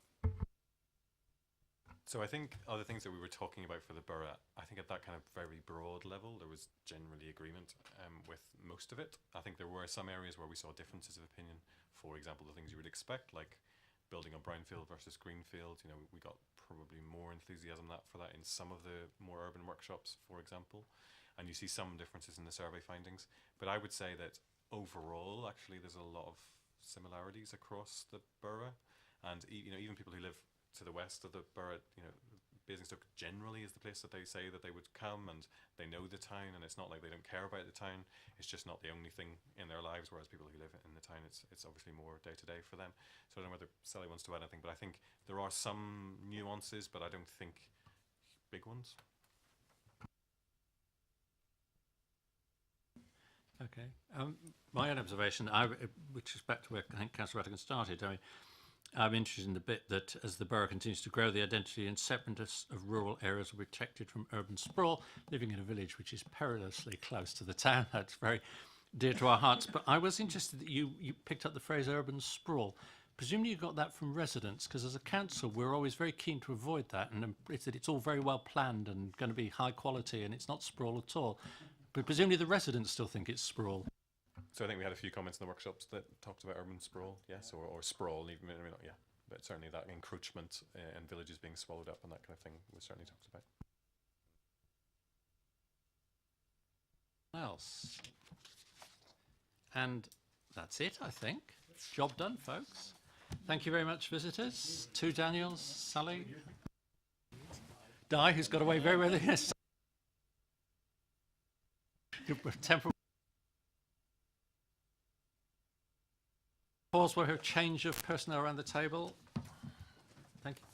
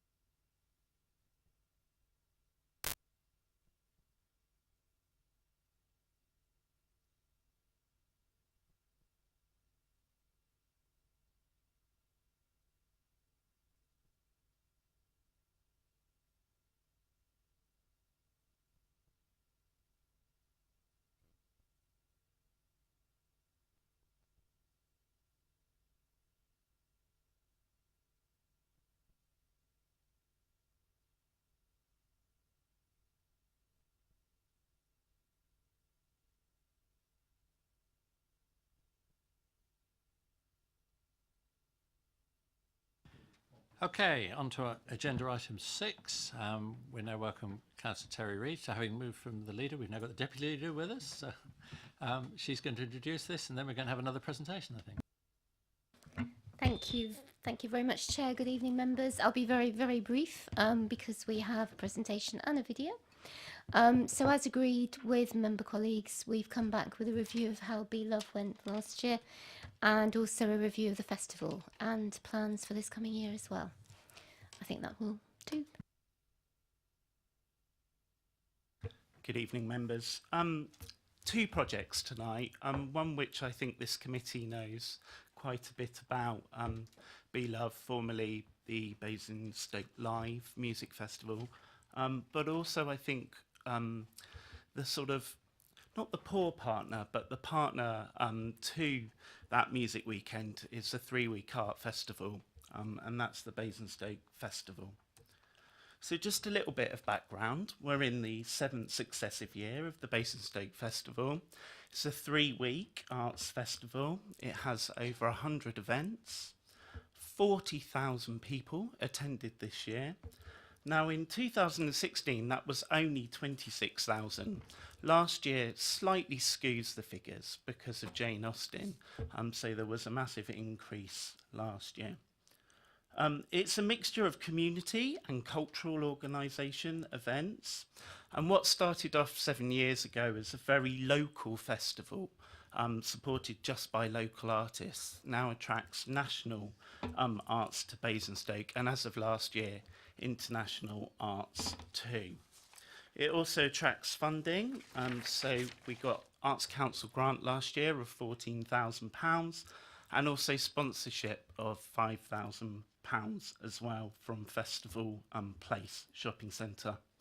You can see there's a list of art forms there, and also with inside the festival there are mini festivals, so some people might be familiar with the BMF, the Basingstoke Multicultural Forum event, World Party in the Park, but also we attract some external commercial events such as Cheese and Chili in the War Memorial Park as well. Just a bit of background on Be Love for those people that weren't on committee last year. It's a live music event, it supports local talent, and it showcases outdoor arts. And we packed it full of family and family activities and entertainment. We rebranded last year. Previously it was Basingstoke Live for 10 years, but we also introduced an entry charge. The event's always had strong community engagement, and that's something that we really wanted to build on. So the highlights for the Basingstoke Festival. Well, I feel that this year particularly, participants are really as important as audience members. People had a chance to have a go, and that really made a difference in terms of delivering the event, not just to people going to watch things, but also having a chance to get involved in the event. Has a high satisfaction rating, not as high as the borough's satisfaction rating, but 93% were satisfied with the Basingstoke Festival. And we also have a big online presence. We did a flash mob project last year in the shopping centre, and that reached 15,000 people online. That's not just in Basingstoke, that's national. We did projects with working in some of our priority wards, and that was with people affected by dementia, young people and various community groups. And some of those projects were funded through external investment from Arts Council England, working with artists. We also did a digital arts project, which had 5,000 interactions throughout the town centre as well. So in terms of Be Love, almost 100% positive feedback from the people that attended the event. There was a positive benefit to the town. The hotels were full in the town centre, and the bid reported increased footfall. There were 2,500 interactions with the Magical Forest area that was delivered by our Children and Young People's team. 60% of attendees were family audiences, with 26% of attendees young people aged between 13 and 17. It's one of the only things, as we know, that is for young people in the borough in terms of music, a chance to both showcase your music as well as listen to local bands perform alongside international artists. Last year there were 0 arrests and fewer medical instances than previously, and no noise complaints as well. People commented that it was good value for money, it was quality, and it was fun. So what are the lessons learned? Well, 3.5 weeks was actually quite long for audiences in Basingstoke to go to something every night. So we want to be able to reduce that going forward, so that there's less events happening over a longer period of time. There was also some resource implications for the staffing team, so that will help with that. But also, partners rely heavily on the council, and we need to look with how we work with partners going forward to deliver events. There was strong reliance on social media algorithms for event marketing, and we want to change that going forward because Facebook is slightly different on its algorithms. At one point you could put an event up on Facebook a few years ago and you would reach really high audiences, whereas currently you put an event up on Facebook and it sort of knows you're trying to sell something, so we can't just rely on that outlet. So it's going back to the drawing board on marketing going forward. We need to gather more feedback, we think, as well, from all the events that are taking place, and there's an opportunity to do that going forward. Participatory events could consider a stronger legacy as well. So at the moment, we've run projects this year that we have benefited the community, but when they come to the end, how do we still engage with that community going forward? Be Love. So Be Love was obviously a late decision from committee, so we had less of a marketing lead-in time. We also feel that the clarity of the offer needs redefining. You can really hang your hat on the Basingstoke Festival. Art in Unusual Places is a really clear sort of offer, but with Be Love we really want to define that going forward and really focus on family activities. We had an incredibly hot summer. It was 34 degrees on the Sunday of the event, but also the football and the World Cup did impact on numbers. We reached 6,000 people, which we were really proud of. It was a really good foundation year. Going forward, we'd quite like to do a budget review, which we're doing at the moment. We didn't reach our income target for the event, and expenditure did increase, but it would have increased anyway because of the hot summer and the amount of staff that we needed to work on the event, but also because of the extra security we had to put in place because of the football going on in the town centre. So in terms of our cultural strategy, that's our vision. Our vision is of a Basingstoke and Dean positively known for arts and culture, a place where arts and heritage and culture are an integral part of Basingstoke and Dean's identity and reputation, positioning the borough as an attractive place to live, learn, work and visit. And we are delivering on the aims of that cultural strategy. We're providing accessible events, we're targeting our work with priority groups. We're offering concessionary tickets for those that need it for Be Love. We're also building and helping to shape the identity of the town. And the Basingstoke Festival now has a national profile. It's one of only 7 festivals like it in the country, and we're part of a consortium that reaches far and wide. We get a number of acts contacting us to come and perform in the festival. But we also want to support the local economy and the wider creative initiatives and industry, so particularly our artists that live here in Basingstoke, and we're doing that by providing them a platform to entertain. So what's this report about? Well, it's basically offering 3 options going forward that we asked the committee to note: a reduction in the duration of the festival to maximise impact and reduce pressure on resources, a new pricing structure for Be Love, honouring the pricing from 2018 until May 2019, that's 5 pay days, and reducing the infrastructure costs through some work with our procurement team in-house, and better utilising the space in the park, adjusting the programming and diversifying the activities. So I'm just going to play a film.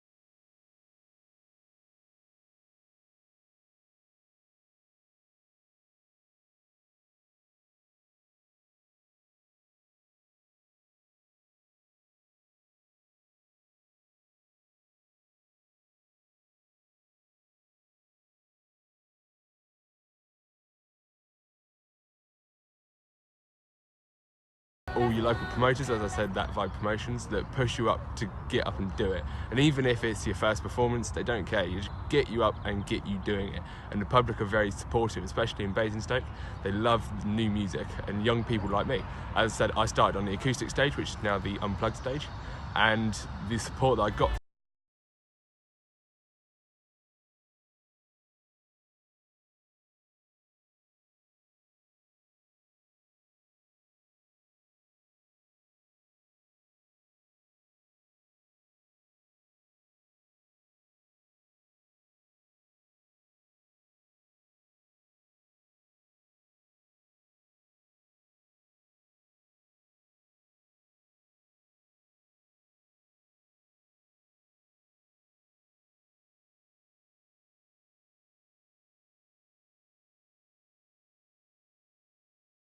So happy to take any questions, Chair.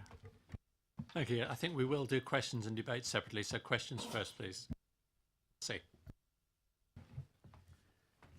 At the top of page 374, paragraph 2.9, there's a recognition there that some people were not willing to pay the entry charge and stayed away. And so the bit that concerns me is how price sensitive is BLove. I don't think maybe we've got enough information this year, but what I would like to see for a review post this coming year's BLove is the attendance figures from Basingstoke residents as opposed from those outside the borough, and to try and get some understanding of price sensitivity. In order to, in deciding these rates here, most of the charges, well, the charges are pretty well last year's charges, apart from, as you said, the last 5 days. So I'd like to get a lot of detailed analysis at the end of this coming year's event, so we can really delve into and see how sensitive it is to price for Basingstoke residents. I'm interested in them primarily. So having little maps here with little pins in saying where people came from, I'd rather see volumes. So as long as we can put in measures so that next year when we ask lots of much more detailed questions, we've got some answers and we can see the way forward. Because if it becomes an event which attracts people from outside the borough, but we have waning numbers within the borough, we've got to start asking ourselves some serious questions. So I'd like a lot of data collected this year so we can analyse it. Thank you. Yeah, so the box office system does give that post office that postcode data, and this year's obviously a foundation year, and we're really aware of that price sensitivity point for the event, and you know, when we're looking to make this sustainable for the future and resilient, and first and foremost it's about Basingstoke residents, but also it does attract people in from outside the town who do spend money in the borough, which is a great part of growing our economy. But in terms of that foundation, we've got 1 year's worth of data, and obviously going forward as we create a 3-year business plan for this event, that's key in terms of really understanding a bit more information around that data. We are linked into other festivals more nationally, and compared to other festivals, we're incredibly cheap. And Basingstoke Live, as it was and now BLove, is incredibly unique. Not cheap, low price. Low price. Thank you. Yeah, and can I just check? We presumably have data on the numbers from the borough from last year as well, because although you didn't charge, people did have to book. So you will have 3 years worth of data by next year. Councillor Carruthers was next. Thank you, Chair. Really good to see the figures in the number of people that are engaged in the festival generally increase quite substantially in the last couple of years, and that's great. I'd just like to know how you actually collect those figures, because I'm assuming a lot of those people are just turning up in the town centre, and so it'd be good to know how you're gathering that information, and also whether you have any information as to how many of those people are actually coming from the rural communities and not just the sort of town centre area. So we rely on, obviously, our event partners to do an evaluation at the end, and they give us the numbers of how many people have attended events. If it's our own event, then we've done that ourselves, and we do that literally by counting, and we do, if it's an event that's running all day, then we do an hourly count, so we can get a sort of mean average for the day for each event. In terms of rural, we're running a number of events rurally. to start with, and that is an aim of the cultural strategy, to deliver events rural. What we do know is that some of the rural wards in the borough are in the lowest 5% engagement in arts nationally. And many artists have received Arts Council funding because of that to do work more rurally. And Proteus Theatre Company currently have a rural commission to deliver some work rurally as well, not just through the theatre work that they're doing, but also through a combined arts approach, whether it be visual arts or circus or other art forms. In terms of knowing whether people are attending from rural wards, when we do our own surveying, we can find that information out. As a small team, it's quite hard to survey at every single event, and actually people want to enjoy the event rather than filling out a Basingstoke and Dean feedback form quite often. But we are starting to get to know familiar audiences. So we're starting to learn our audience, particularly around the town centre events programme, which the BID have now taken on. And it would be interesting to find out more of that information about whether they're coming not just from outside the borough, but whether they're coming from the rural wards. So Kim Taylor. Thank you. Could you tell me, in terms of ticket sales, what proportion of the total sales are concession tickets? I mean, I'm just asking that really because a 50% hike in those concession fees is quite difficult for people of limited means and for whom their income is not increasing, let alone by 50%.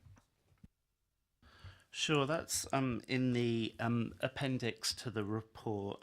It was 5.4% who attended last year bought a concessionary ticket for the event.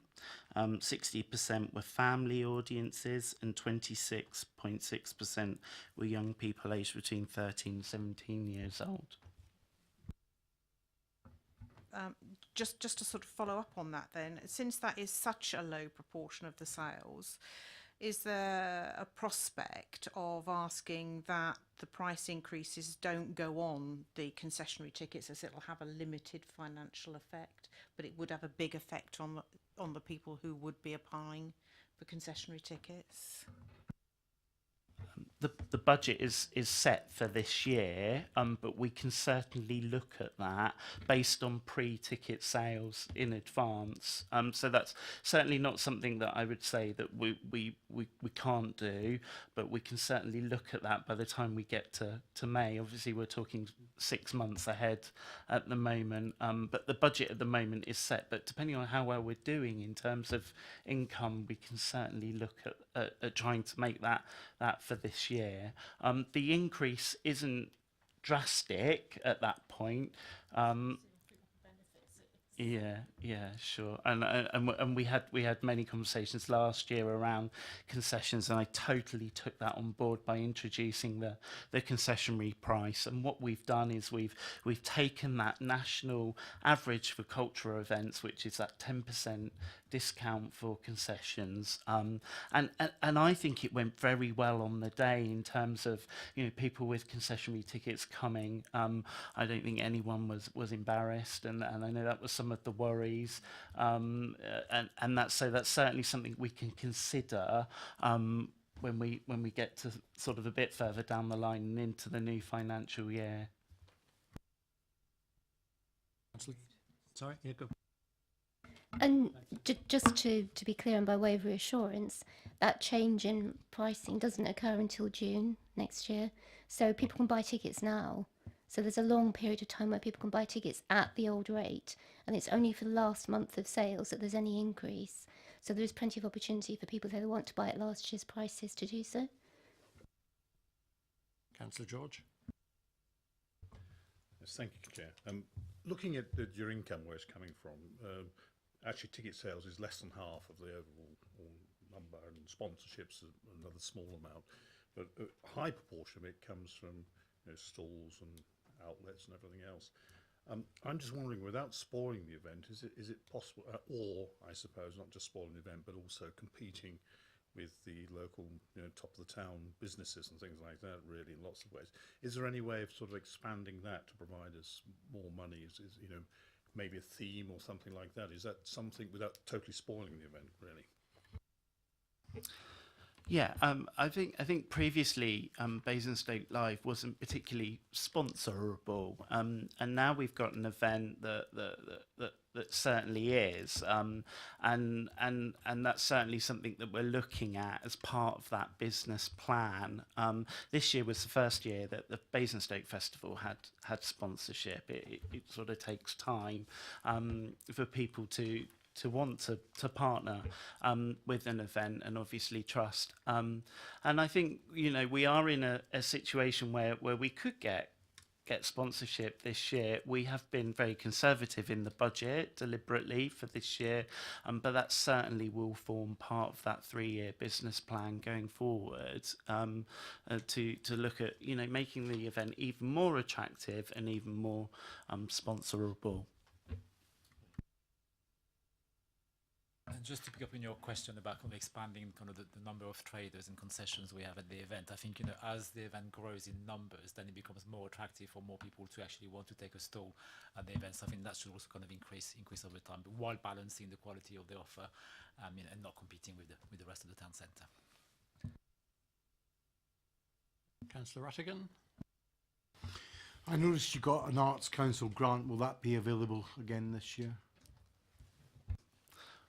We're going to try. It's a lottery, so we will make an application for a project this year.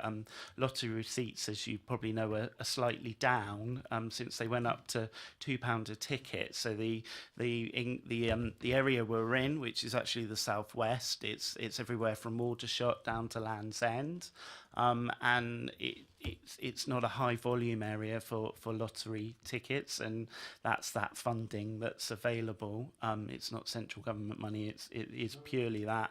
So we're up against a lot of competition, and we are making an application mid-January for a project that will fall and benefit the Basingstoke Festival.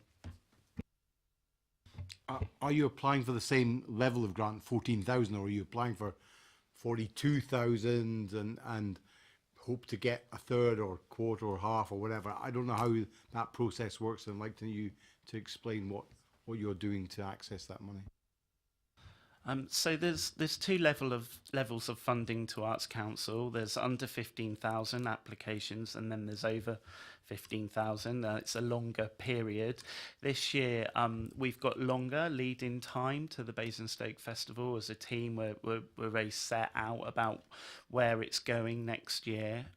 So we are going for an over 15 application. We're still crossing the T's, dotting the I's on that at the moment. But yeah, I would hope that if we were successful, and we will obviously be up against a lot of other projects across the region, then yeah, we may get more funding this year. But you must have an idea of how much you're asking for. Can you reveal that to the committee? Yeah, so the average over grant is roughly 30,000 at the moment. So I would like to put in an application around that. It's based on what we need to deliver the project that we're going for, and that project is a sort of an extension to the digital art project that we did last year. So I take it you're asking for funding for a specific project. Is that correct? So you will know how much you're asking for at the point that you ask for it. I'd like that informed to the committee, if that's all right. Thank you. I'm just checking that there's not something they need to keep confidential. Well, I mean, just give them a chance to answer that.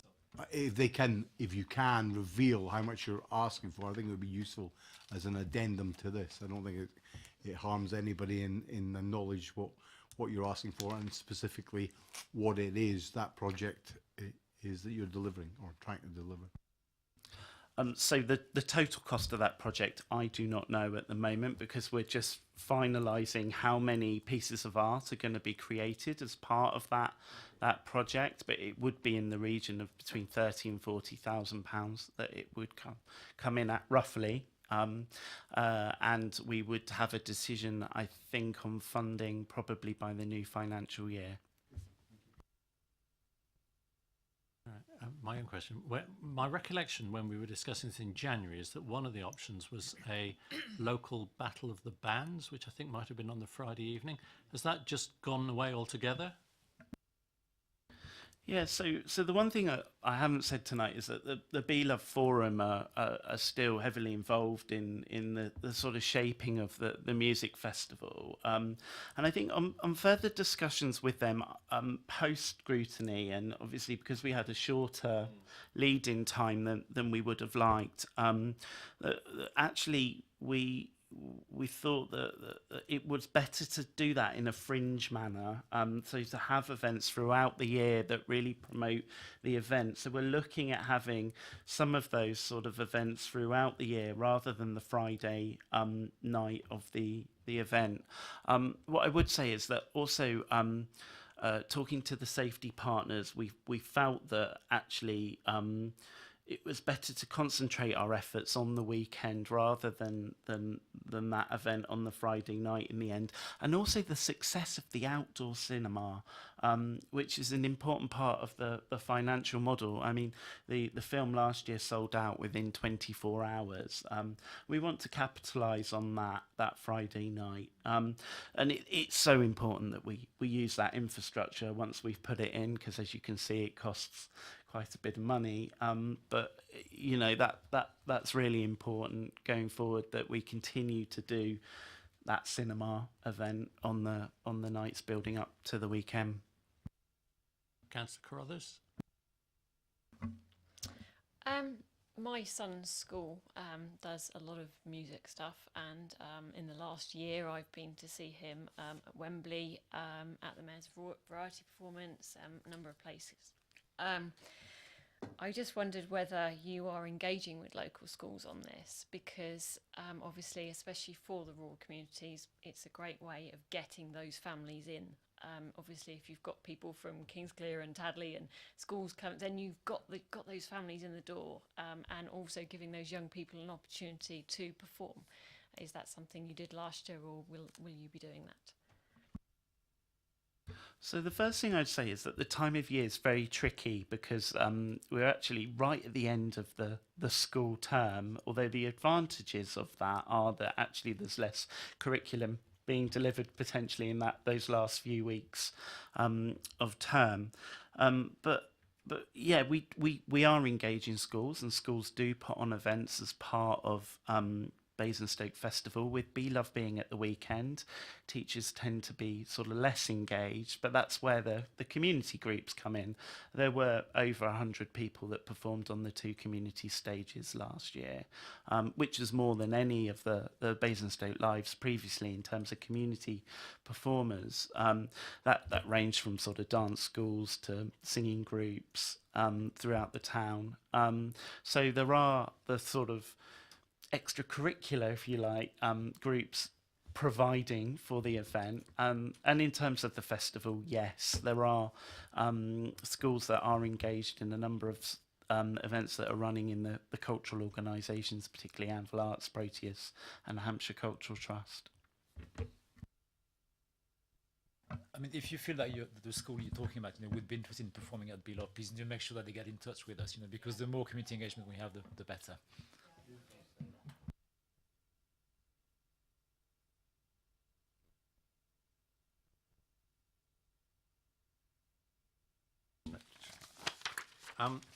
One of the other big things from this year, when the money was, you could get better headliners and also pay local artists. And last year's budget was 60,000, and this year's is 25,000. So what's giving paying the local artists, or less headliners, or cheaper headliners? time is the most important thing. We're not up against it with the headliners. So you may have seen that we launched one this week in the Gazette, and that was a fraction of the price for last year because we weren't up against it. More availability. Better planning. Good. Excellent. Right, that's questions, I think. Anyone want to say anything in terms of observations? I think when questions implied some observations, so that was good. Okay, thank you very much. And thank you all. So don't rush off, you guys, because we've still got the work programme to look at.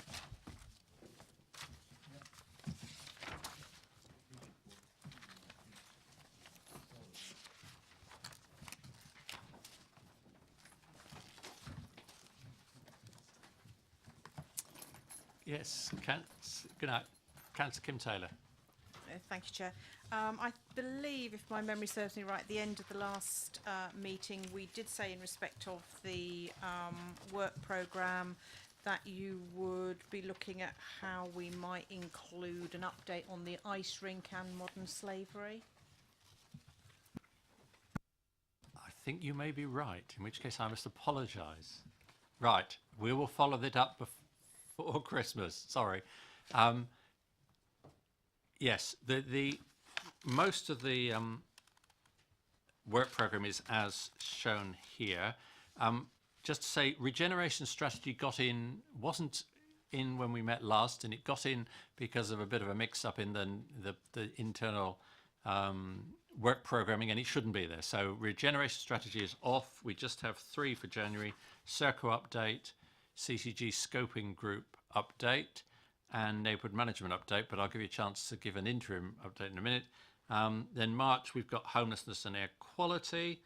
The council motion last week was obviously too late to get it on this week's agenda, but we did agree, or I did agree, that I thought it was entirely suitable for it to come to CEP, and I got the impression around the council that we'd all like to discuss the work of our CSPOs. Now, I'm told that it will still have to be on next meeting's agenda, but it's March, whenever it is. Yeah, January, it is next month, isn't it? Gosh, yeah, it is next month. Next month's agenda, so that we can formally decide what to do. But I would suggest we start timetabling it for the first meeting in the new civic year, and then we formally decide that next time. But you can put it in for thing. And I will look at those other two, so apologies for that. Councillor Attigan, did you want to say something on how the, yeah, I'm just trying to see exactly, CCG scoping group is going? I have to say it was a good meeting. I thought we got an excellent presentation, very fair. They were very open and honest about the mergers of the GP practices, some of the obvious problems that are going to happen in various things, and obviously Councillor McCormick's already flashed something up already on that about how this is developing and may cause our residents even more issues. I've spoken to the officer before tonight's meeting, and we will try and have another scoping meeting before the end of January, so as we can pull together everything that's been said previously and then target our questions much more fully to them and hone in on specific issues for not just for the rural wards or the urban wards, but in what affects them all, and how the healthcare provision is going to be divvied up, and how we are going to be able to access an understanding, because that's all we really require, an understanding for our residents when they come to us, to be able to say, this is how it is, and this is what you're going to get, and this is where you're going to get it from. I think that will be very important, Chair. So there will be a note going out in the next week or so.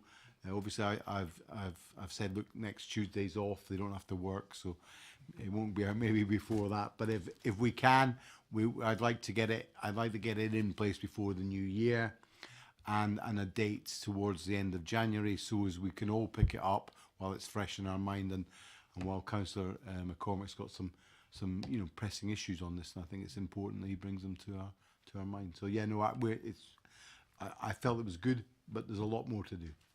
Councillor Hussey? Yeah, unfortunately I wasn't able to attend, I was on holiday, but there's been no briefing. It's coming out. Is it? Oh, Chair, the briefing will come out before the next meeting, so as everybody's up to speed with what's been said, where we see the areas of friction between the doctors themselves, the health practices, and the residents, and where we think as a committee of the council, where we think we can step in and aid them to get rid of some of those frictions and allow a smoother process in the merger system. So can I just clarify, are you expecting January next month, as you said before, to be an interim report from the scoping group, and the scoping group's work to go on beyond that? We will pick up everything that's been said and we will discuss it, and then we will have an interim report on the basis of that to be presented in the March meeting. So as we're all agreed on it, we can then have we'll have a January meeting and a February meeting before our meeting here in CEP in March, where we'll make a presentation. But I do think it's an ongoing issue, and I think I felt, I mean, I can't speak for everyone who was there, but I did feel that it's something that we ought to get a handle on as a borough council, because it's so important. Health and welfare are genuinely issue, of course, and it's in there and is part of what our long-term vision strategy is. So I think it is going to be picked up more fully, and it's an ongoing process. So for the time being, you want it on the March agenda as well as January? We will have the task and finish will have a meeting, and it will be on the March agenda with your permission, Chair. Okay, yeah, no, we'll do, but you would still like to be on the agenda for January? No, we will have no, it's not on the main agenda. It is at the moment, that's the point. We'll move it to March. If you move it to March, then we can do the task and finish group would be better to have another meeting before we present properly back to you. I think is that okay with you? Okay, that's fine. We just want to be clear. We'll get it on the right meeting. That'll be good. Okay, thank you. And that, I think, concludes it at 2042. Thank you very much. Have a good Christmas and New Year, and come back all rejuvenated in January.